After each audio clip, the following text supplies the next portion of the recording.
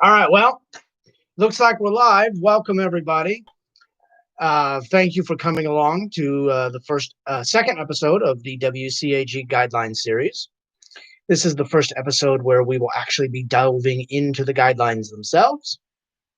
And if you are here, and if you are here and you're like, well, what are these guidelines? I will link them at the end of the video. I will link them in the description, or you know what? I'll write out the actual text, not link the whole thing, because then you'll look ahead and that won't be fun. So what I'll do is I'll link the actual text of the guideline that we have that we're talking about today in the description, so that you can know the guidelines as well, and you can have a text-based alternative. So there's that. All right, so let me actually open up here on my laptop. You won't see anything. You'll just see my smiling face in my YouTube studio. Let me turn on the light. I don't think it's bright enough in here. Yeah, it's probably better, right? Chat, let me know if this is better. If this lighting helps at all, let me know, because it's kind of dark today. Even though something cool just happened, it's kind of dark.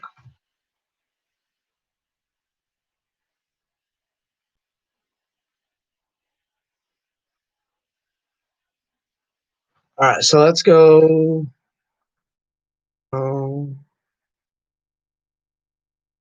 Here they are. Here they are. All right. All right. So the first action is so it's all broken down into category, into a hierarchy like this. We have the four main elements: perceivable, operable, understandable, robust. In those, there are guidelines, and in those guidelines, there are what they call success criterion. So the first guideline that we will be covering today is 1.1 text alternatives. Provide I can't read. Provide text alternatives for any non-dash. Yeah, I can't read today. Provide for any non-text content, so that it can be changed into other forms people need, such as large print, braille, speech, symbols, or simpler language. All right, does that make sense? So provide anything that provide text alternatives for any non text related content, so that it can be changed into alternative formats. So the video, the images that you guys have, the pictures you guys post on Instagram, provide the text alternatives. There is a way, it's buried. I don't know why. YouTube, provide the text alternatives. I have to get better at that as a YouTuber. I know I have to get better at that. But provide the text alternatives. As a let's see, we got Instagram, we covered YouTube. What else we got? If there's a podcast, provide an output for that. Anyway, so here's the only success criterion we will be talking about today.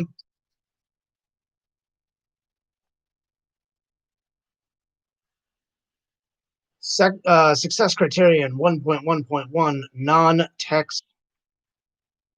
non-text content. So I'm going to read it, or at least try to read it as best as it is.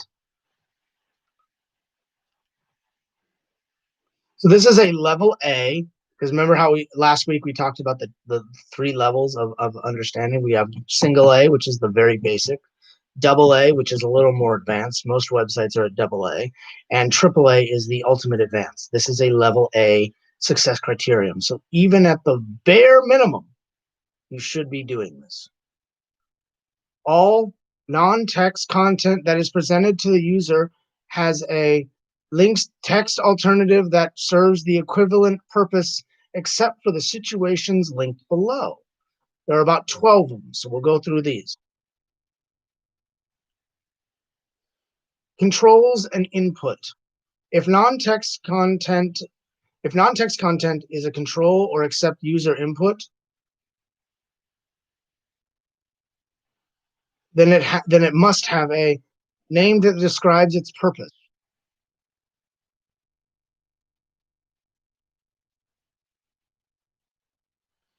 Then it links to another session, criterion 4.1.2, which we'll get to eventually. So there's more to that. Time-based media. If non-text content is time sensitive, time-based media, then text alternatives at least provide a descriptive identification of the non-text content.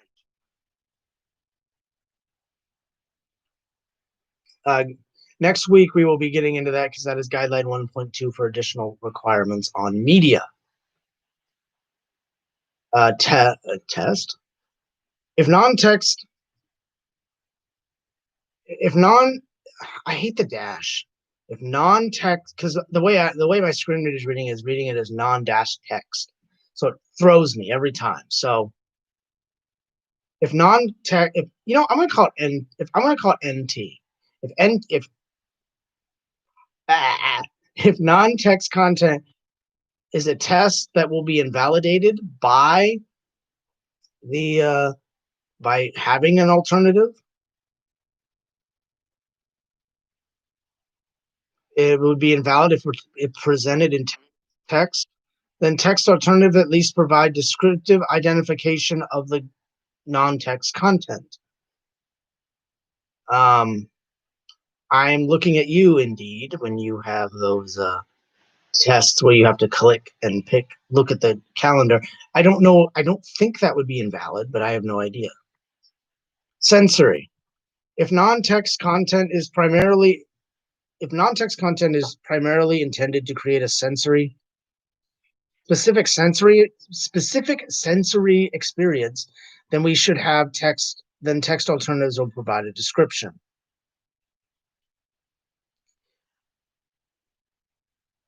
Captcha.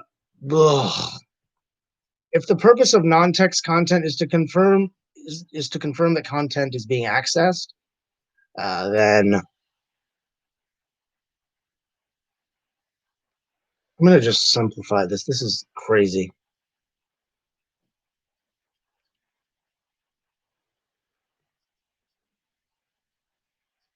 Okay, so if Captcha is basically, if you guys have ever had to deal with Captcha, Captcha is that lovely thing that pops up and goes, "Hey, type out what you see." Well, since I can't see the text, then they have to provide an alternative option, and a lot of websites offer an audio option for me. So I can type out the audio option, type out what I hear. Some are better than others, but they are not breaking. That is part of that guideline. Oh my God. Decoration, formatting, or invisible. Non-text content is pure decoration, is used only for visual formatting, or is not presented to users. When would you have non-text like when would non-text content be for decoration except for logos? Like, explain that to me, someone, please.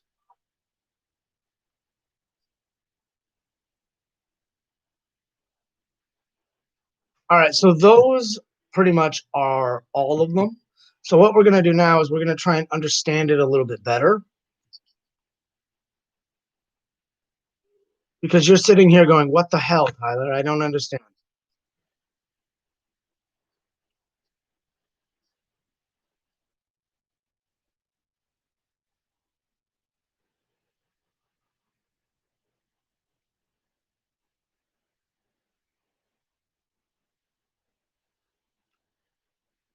I'm reading at the moment.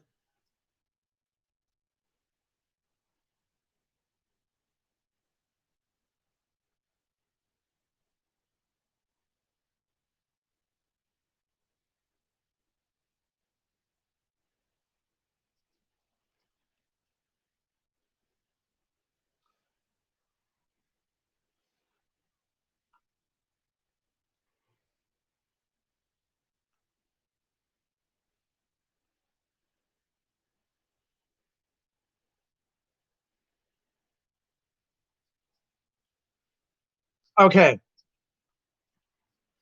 Oh, hold on. All right. So basically text alternatives or non-text content. Remember when I was talking about Instagram? The best example of a good use of a non-text element would or a non-text implementation would be the alt text that is provided on images. Look at afb.org, which will also be linked after this video is uploaded. I will link afb.org. They do a really fine job of the text alternative. They describe the images because we can't see them.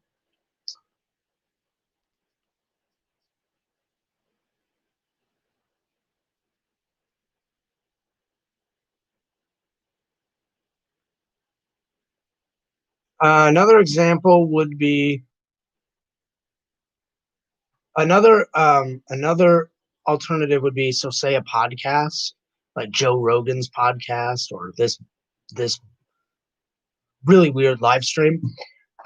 This would also fall under the category of, you could also have the alternative text. Um, you can also have the alternative text, like text written out as you're speaking. That way the person can read it. Anyway, I really hope this makes sense. Um, I will be happy to answer any questions you may have. And hopefully next week I'll have a better plan. I did get distracted because we got some big news that'll be posted on my channel later. I didn't get the like big. It's not big news on my end, but it's big news in the Seattle area. So you know what it is. Great. Let me check the chat for a minute.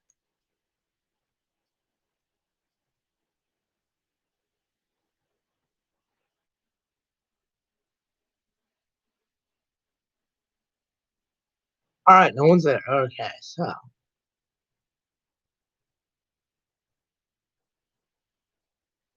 all right, ladies and gentlemen, thank you so much for watching this live stream, and have a good day. I will definitely plan this better next time. I know there are mistakes. Have a good day, and thanks. I hope this made sense.